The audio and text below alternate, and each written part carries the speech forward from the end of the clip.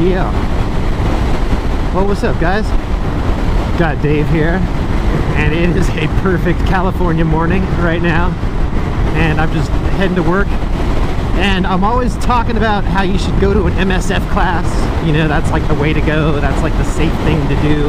I feel like the training that you get in the MSF class is really not something that you can duplicate just learning on your own. It's they tell you things that honestly I would not have thought of myself. I kind of thought that like the MSF class would be like the easy way to go. You know, that's like the easier way to get your license rather than actually having to go to the DMV and take your test. But that writing test that they give you at the DMV is just one of like 4 or 5 different exercises that you have to perform to a certain level in order to pass the MSF class. It's actually more difficult to pass an MSF class than it is to pass a the DMV test. You know, there's actually more to it. Like the little swerve and circle that they make you do at the DMV is just like 1 or 2 of like 5 or 6 things that you have to do in the MSF class. And there were 12 people in my session, and out of us 12, okay, only 8 of us graduated. So it's like they only let 2/3 of the people through. You know, they failed freaking 1/3 of the people in the class and did not allow them to get their license. But it's like, what a bummer, you know, because I know one of the guys that I was hanging out with, like at lunchtime, like on the first day, he was telling me that he already bought a bike. He already had a Harley, and he's like, yeah, he's like, I can't wait to get out of this class and you know, like get my endorsement, and then I'm gonna go ride my bike around. He's like, my bike's just like sitting at home waiting for me. And I'm like, oh crap. And he was one of the guys that didn't graduate, that didn't make it through the testing. And I'm like, oh dude, that sucks, you know, because I remember he told me that he already had a bike waiting for him. If you get your permit, okay, you go to the DMV, take a 50-question test, you get your permit, you can ride a motorcycle for 6 months, but there's limitations. You're not allowed to go on the freeway, you're not allowed to ride at night, and you're not allowed to have a passenger, okay, for 6 months, you know, until you actually get your license, you know. And that gives you 6 months to just get used to it, you know, just get the feel of what it's like to ride around on the street and kind of like learn what to watch for and stuff like that. And you don't have that like in an MSF class. You don't have any restrictions, and you don't have any experience when you come out of that class. It's like, sure, it's like you have satisfied the instructors as far as they think that you're a good enough rider that you're probably going to be safe.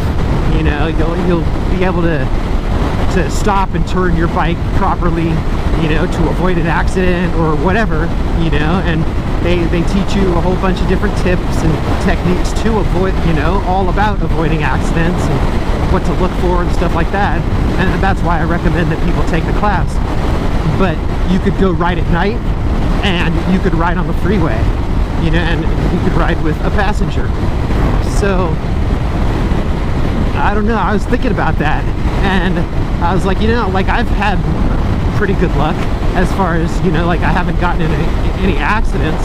But anyway, my point is that you get out of that class and you have 0 hours of actual experience, you know, in regular everyday scenarios, riding with cars on the road. You have no experience at all, but you don't have those restrictions. You could ride it, you could hop up on the freeway at night with your girlfriend on the back, and you have 0 hours of experience on the road. And I don't know if that's all that good. You know, I think that it might be a good idea, even if you go through the MSF class, that they restrict that license for the first 6 months. I still think that's a good idea. Just because I mean, the first couple of times that I got up on the freeway, like when I first started riding, dude, it was freaking scary, dude. It felt like everything was moving so fast, everything was happening so fast that it was like, I really did not feel like the freeway was a place for a motorcycle to be, even, you know. Like I was like, you shouldn't even get on the freeway on a motorcycle. It's like not even, like we don't belong here. That's totally how I felt. So it's like no amount of schooling or class time or cone drills in a parking lot or any of that stuff, none of that can prepare you for actual everyday riding situations where you're watching out for people and you're just learning how to, I don't know, it's for example, okay, long time ago I took a welding class, long time ago, and I learned how to weld. And when I got out of the class, the teacher said, now you know how to weld, go learn how to be a welder. And that's kind of what it's like. You know, it's like when you get out of that MSF class, it's like, okay, now you know how to ride, go learn how to be a rider. It's like a whole nother freaking deal, you know, like classroom versus real world. It is totally freaking different. So, I don't know, I was just thinking about that 6-month restriction. And that is definitely something that I feel is kind of dangerous about taking that MSF class. You know, like, you get out of that class and you feel like you're all confident. Oh yeah, I got training from professionals, and you know, I graduated with a high score, you know, like when I took my riding test or whatever. And you get out on the street and then something happens that you should have seen, that you should have been watching for, but you really didn't know because you had no experience and you had never had a close call before or seen that situation before.